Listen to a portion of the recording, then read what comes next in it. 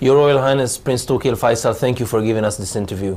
Well, thank you very much for having me, and look forward to our interview. You were the head of Saudi intelligence and the ambassador in Washington. Did you meet Israelis in your official capacity?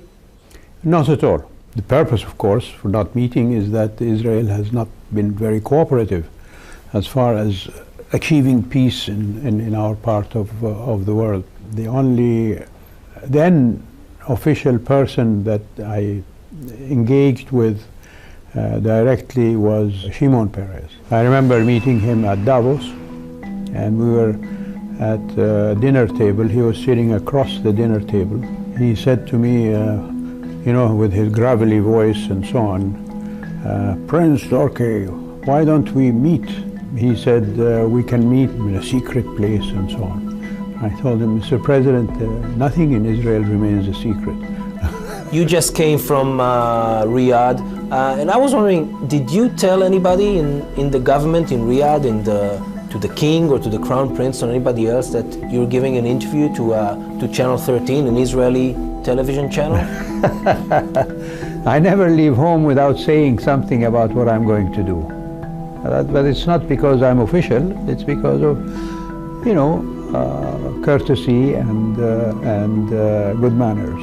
הנסיך טורקי באמת מנומס, הוא לא מספר שכמה ימים לפני הראיון הוא פגש את המלך סלמן בריאד. בכל מקרה, הוא לא חושש לדבר. I think what I'm doing is the right thing to do. Wow. And it is for them, I told you, because we have to get our point across directly to the Israeli people. And your channel, I understand, is one of the foremost media outlets that are watched and respected by Israeli public opinion. מה שהיה ברור מהרגע הראשון הוא שהנסיך טורקי הגיע מריאד מצויד בדף המסרים הרשמי שאותו בית המלוכה הסעודי רוצה שהישראלים ישמעו בימים אלה. The kingdom's outlook on peace in the Middle East definitely takes into account what Israel says and Israel does. So I would go as far as 2002. The late King Abdullah, when he was crown prince, presented his peace plan. Basically, it's a quid pro quo. Israel withdraws from occupied Arab territories in return for Arab recognition of Israel, end of hostilities, and normal relations. From day one, there has not been an Israeli response. With Israeli money and Saudi brains, we can go far.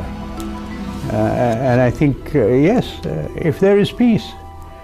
But unfortunately, Israel chooses to ignore all the efforts of Saudi Arabia to make peace and expect Saudi Arabia to put its hand in its hand and go forward on technology, on water desalination, on issues like that. It's not going to happen. There's a sense that the Crown Prince Mohammed bin Salman is more open to warming up relations with Israel than other Saudi leaders in the past. Is this true? Not as far as I can see. He is a stalwart representative of Saudi policy. And I think that is more wishful thinking on the part of Israeli officials, if you like. But you know, there's a sense that the Crown Prince tried to go on a sort of a different policy on Israel, Palestine, and that King Salman basically gave him a red light and brought back Saudi Arabia to a more traditional policy. That's for you to interpret. For me, I see Prince Mohammed's consistency in the fact that he supports the Palestinian cause to the fullest. There is no difference between Prince Mohammed and King Salman on any issue, and he does what the king tells him. So you think that the Israeli government is not telling the truth when it says that it's warming relations with Gulf states and Saudi Arabia, even though there's still stalemate with the Palestinians? Israeli public opinion should not be deceived into believing that the Palestinian issue is a dead issue. I think from the Israeli point of view, Mr. Netanyahu would like us to have a relationship and then we can fix the Palestinian issue. From the Saudi point of view, it's the other way around. So you're saying that Prime Minister Netanyahu is deceiving the Israeli public when he says that he can promote relations with the Arab world regardless of the Palestinians? Absolutely. Absolutely. Why do you think he's doing it? For his own purposes. He's a man who runs for election on platforms of, look what I have done for you. I have brought you this, I have brought you that, like all politicians. How do people in Saudi Arabia see, for example, Prime Minister Netanyahu? I think they have a very negative view of Mr. Netanyahu because of what is happening on the ground. And the hubristic attitude that he has, praising himself. מול הביקורת הזאת על נתניהו וישראל, לנשיא חשוב להבהיר. I'm doing this interview speaking for myself. I do not represent the government of Saudi Arabia in any capacity whatsoever.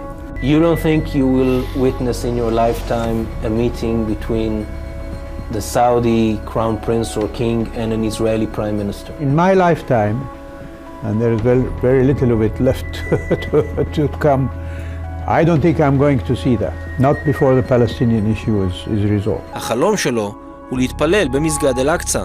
You've never been to Israel, right, or to Palestine? No. I look forward to the day when there is peace between Israel and the Arab world, and I can visit what I consider to be not only a holy place, but a place of my history as an Arab and as a Muslim. Abraham, our father, is not only the father of the Jews, he's the father of the Arabs. Jerusalem is something I want to see before I die. And unfortunately, I'm not too optimistic that I'm going to see that. How's your Arabic? I used to speak Arabic much better. What happened? قبل عدة سنوات ولكن نسيت. أنا بفهم كتير. And you live where? In Tel Aviv. I hope you'll be able to also to visit someday. I hope so. You can host me. Yes, I would love to. An evangelical pastor, a very good friend, visits Israel all the time. And he sent me a picture of a street sign that says شارع الملك فيصل. So in Jerusalem. And that's one of the places I will visit immediately when I go there, if I go there.